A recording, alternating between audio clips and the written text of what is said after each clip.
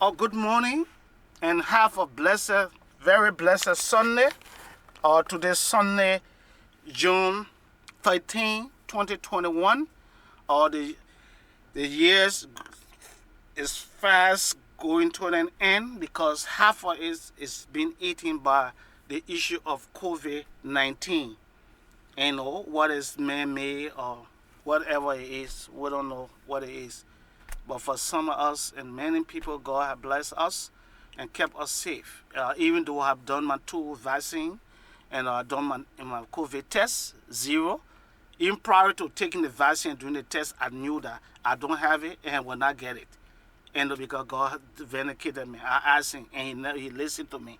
So, whatever it is, we pray to God and that God will take the lives, blessed lives of those who lost their lives during the time of COVID. It's not that they was not fit people. A lot of them were people who believe in God. But when they come to a pandemic and God's making, He allows certain things to happen so that we can use it to help ourselves and our community. So with today, I would ask you to welcome you. I would like to welcome you to my final series on the marriage entity. So with that, we'll be talking about infidelity. Infidelity. Infidelity, according to social-psychologists, they have concluded that about up to 40% of marriage couples are impacted by infidelity. Impacted, which means 40% of married couples are affected by infidelity. And what is infidelity? Infidelity is the same as unfaithfulness, faithlessness, disloyalty, and betrayal. So, in other words, infidelity is the same as cheating. So now, my husband cheated on me. Oh, my wife cheated on me. My girlfriend cheated on me. My boyfriend cheated on me. When you hear cheat, it's been in marriages or in love relationship, is the same as unfaithfulness and infidelity. So I also have told you, and let us repeat, infidelity is the same as unfaithfulness. Unfaithfulness, faithlessness, which means you do not have faith in your marriage or in your partner. Disloyalty means that either of the party, whether the wife or the husband, has practiced what you call disloyalty in such a marriage that is bringing about the divorce or breaking down conflict. And then betrayal. You took an oath, a vow to protect and to heal and to hold for better and for worse. Then you get into that and begin to betray one another. What is it that you saw prior to taking the vows, and what is it that have changed now? You never see, you can no longer see that beautiful woman that you were craving to marry. You can no longer see that handsome man that you are craving to get married to and spend the rest of your life with. Now that is betrayal now. Now that is disloyalty. Now it's unfaithfulness. Now it's faithlessness, having no faith in your own marriage that you stood in front of hundreds of people to declare.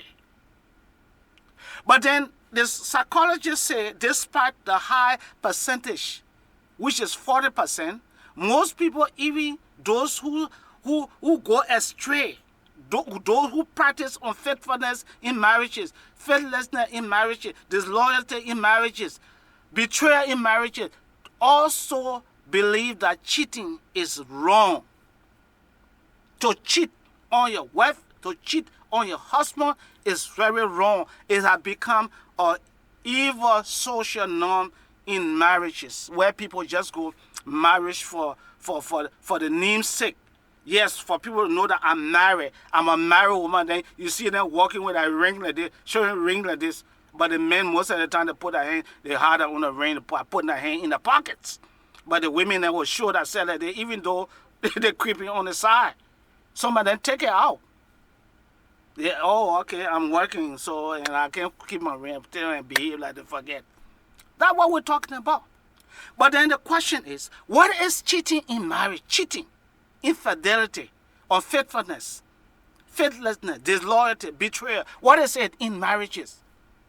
So, it's defined as infidelity. The synonyms of infidelity, when synonym in English grammar mean when something is the same. So the synonym of infidelity is cheating. So if the people don't want to, the cheating, everybody use it word, so they want to confuse the man. They say infidelity. If you don't even understand, some of them married, they even say know what I call infidelity, passing around.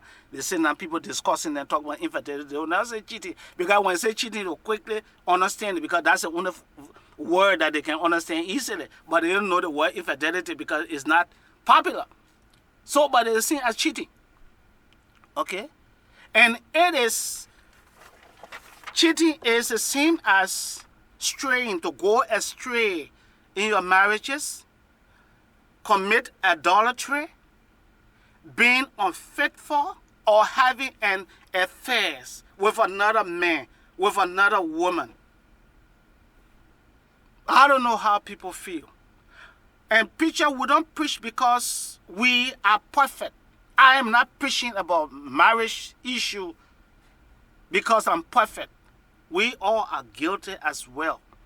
But God has cautioned us that when we guilty of issue, we confess our sin, we should be able to help other people to avoid that, because God does not love sin. He does not appreciate sin. He does not accept sin. So all of what we are just talking about is a violation of a couple's emotional and sexual exclusivity. Exclusivity, to be exclusive, the act of being exclusive. So which means when you cheat on your husband, you are violating his emotional and sexual exclusion, which means you have excluded him sexually. You have excluded your wife sexually and decide to have sexual relationship with another man or another woman. So if you cheat, that's the kind of emotional problem you have created in either of the couples, whether the man or the woman, after cheating. And the adverse effects is commonly result in feeling of anger, sexual jealousy, and rivalry. So anger. So if the woman know that the husband is cheating, every day there will be fight in the house, because she will always be angry as soon as she sees him. Whether she saw it herself or some motor mouth feeling telling her, oh, I saw your husband with this person. Or are you sure your husband is loyal to you? These are kind of questions that third party asks to bring conflict. Are you sure he loves you? I saw somebody, this girl on his page. Oh, I saw him praising this woman on his page. Oh, you seen what he wrote yesterday on his page? These are all traces of third parties that create problem in people's marriages. So, the average effect, I would say, that's what brings about anger.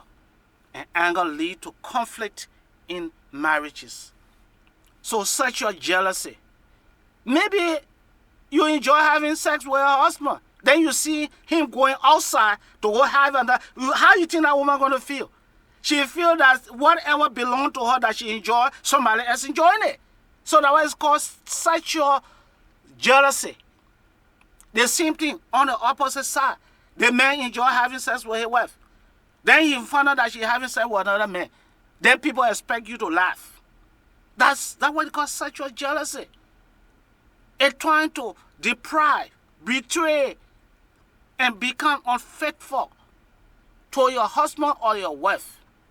And then the rivalry come. When rivalry come now, some of them will say, okay, say he cheated on me, myself, I will go outside and look for a boyfriend. Some of them already got a boyfriend, and some of them already got a girlfriend. But they're looking for excuse to cover themselves.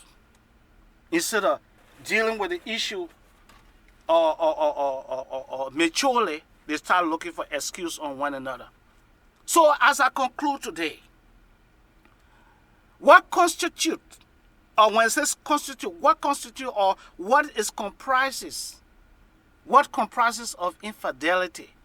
It depends on expectation within the relationship. So what brings about cheating in a marriage? It depends on the expectation in the marriage. For example, as we conclude, what is the expectation? What is the common expectation in marriages? The whole thing started from sexual relationship. Trust me, if you had a sex with a woman and you're not satisfied with her sex, you will not want to see her again. If a woman had a sex with a man and she's not satisfied with that sex, she will never want to see that man again in her life. Then even though they're married, then problem come. So when they get married now, that expectation, maybe the man got heavier appetite for sex. He's not getting it any longer. You see? So he now decided to go experiment with so many women outside to see which one will satisfy him. Whenever he wife turn him down, he goes to that person. Vice versa with a woman. The expectation in the relationship, what is expected. If you started your relationship by coming home and kissing your wife on her forehead and asking her how's the day, and then take 15 or 20 minutes to just praise her how beautiful and how you love her food, how she cooked today, how nice she looking, how she took care of the house. Praise her for everything that she's done in the home. And even you come in the home up and down, oh, honey, what happened? I see today the house changed. Oh, I was tired. Okay, baby, let me take my clothes and help you. Let's clean up quick. You see what I'm talking about? So that kind of expectation usually is always in the beginning of the relationship. By the time y'all get into a part, we're already inside with lock. Then we can do anything to feel it. No. God does not allow that. So the expectation in relationship in a relationship before, at the onset of how it started, that attracted you to marriage, that expectation should continue into the marriage. But as long as it flips, it changes, it takes another course, that's it. Conflict comes. Unfortunately, if you get children in it, then the children begin to suffer. The children begin to swing in their body. They begin to be poor in that lesson at school because they worry mommy and daddy might be fighting at this hour. Thank you and have a blessed day. I want to stop this in this part 1 or the final on my marriage entity. May God bless you, and I hope you take your time and listen to what I'm saying. You're welcome to accuse me and to say, oh, I'm part of it. I'm not telling you, say I'm not guilty of those things I'm saying. I'm the first guilty man. That's why I appreciate it, to help other people. Thanks and have a blessed day. See you for the next part on this very important topic. Have a blessed day and a blessed Sunday.